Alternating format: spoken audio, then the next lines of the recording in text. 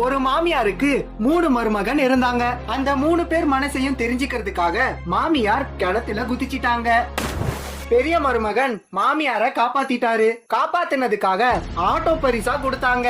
நடு மருமகனோட மனசையும் தெரிஞ்சுக்கிறதுக்காக மாமியார் மறுபடியும் கிணத்துல குதிச்சிட்டாங்க.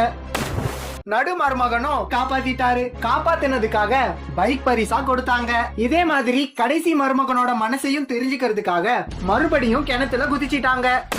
கடைசி மருமகன் மாமியார காப்பாத்துறதுக்கு முன்னாடி ஒரு நிமிஷம் யோசிச்சான். மாமியார் வீட்ல இருந்தது ஒரு ஆட்டோ, ஒரு பைக், ஒரு சைக்கிள். மீதி இருக்கிறது சைக்கிள் மட்டும்தான். அவனுக்கு அந்த சைக்கிள் பிடிக்கல.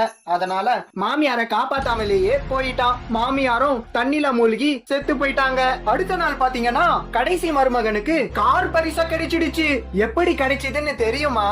மாமியார காப்பாத்தாம விட்டதுக்காக மாமனார் கொடுத்தாரு.